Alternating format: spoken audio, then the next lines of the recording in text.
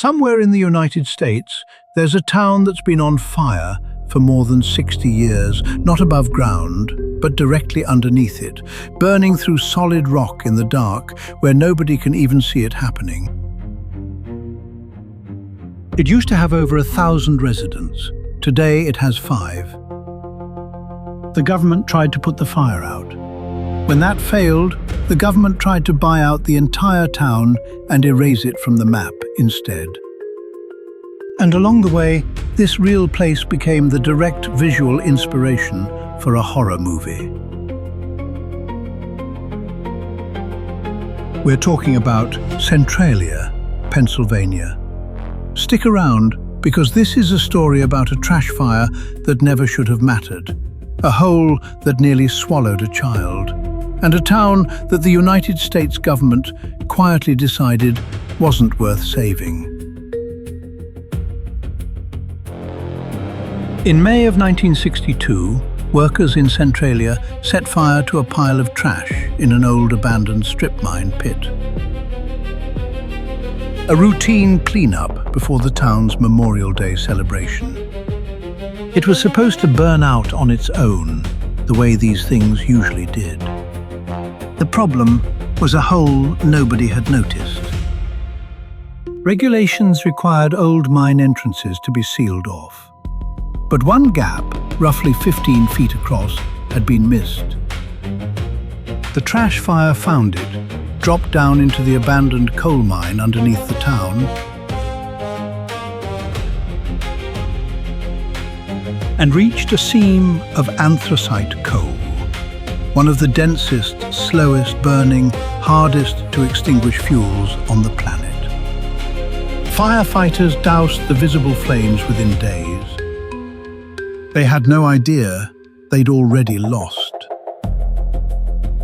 Between 1962 and 1978, state and federal agencies spent more than $3 million trying to put the fire out.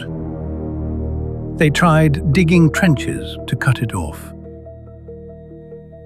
They tried flooding sections of the mine. They tried at various points more or less every method available at the time. None of it worked, because by the time anyone realized how serious this was, the fire was no longer a fire in the way anyone could reasonably fight. It was spreading slowly through an entire underground network of coal seams and mine tunnels. And putting it out would have meant essentially excavating the ground beneath an entire town. Federal estimates eventually put the available fuel at enough to keep the fire burning for up to 250 more years. At that point, extinguish it quietly stopped being the plan. And nobody wanted to be the one to say that part out loud. For years, Centralia mostly carried on as a normal small town, fire or no fire. Then, on Valentine's Day in 1981, an 11-year-old boy named Todd Domboski was walking across a backyard when the ground simply opened beneath him. He dropped into a sinkhole roughly 150 feet deep and clung to exposed tree roots as thick, invisible fumes rose up around him from below. His cousin ran over and managed to pull him out just in time. Later testing showed the gas pouring out of that hole contained lethal concentrations of carbon monoxide, meaning a few extra minutes down there, and this video would be telling a very different story. That one incident did more to change Centralia's future than 20 years of failed firefighting had managed. Suddenly, there's a fire somewhere under the town stopped being an abstract background fact of life and started being the kind of thing that could open the earth under a child playing in his own backyard. In the years after the sinkhole, the federal government offered to buy out the entire town. Residents voted on it, and by a fairly narrow margin, agreed. Over the following years, more than $40 million went toward purchasing and demolishing over 500 homes and businesses. Then, in 1992, the state took things further, using eminent domain to legally condemn every remaining building in Centralia at once. A decade later, the Postal Service quietly eliminated the town's zip code altogether, which is a genuinely strange way to find out your hometown has been administratively deleted.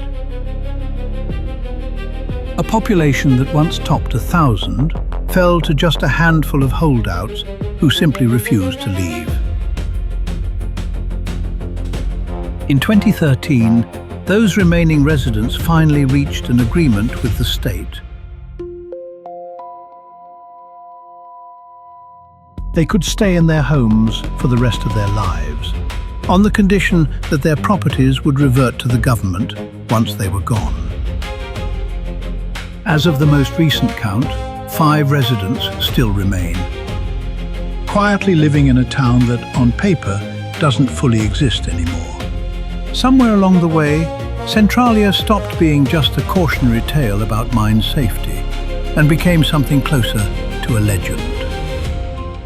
Smoke and steam still curl up out of cracks in the ground.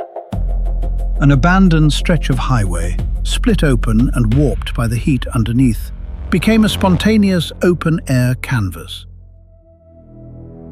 Covered in layers of graffiti by decades of visitors,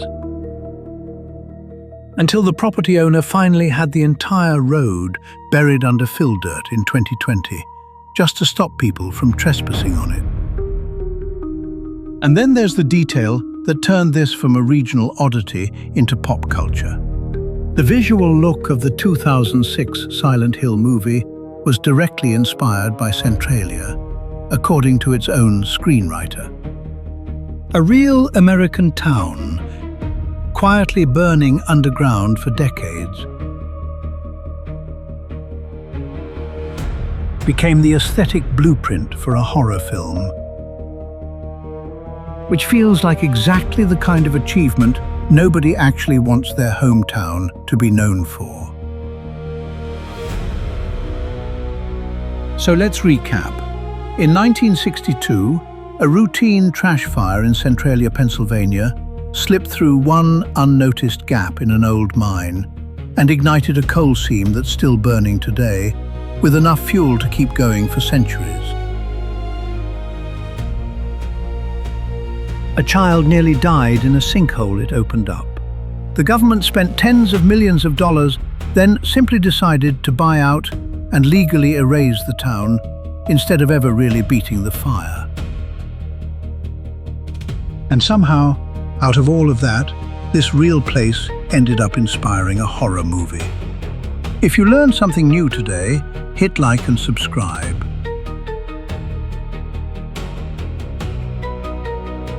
Five people still live in Centralia today, in a town with no zip code, sitting on top of a fire that will very likely outlive all of them. See you in the next one.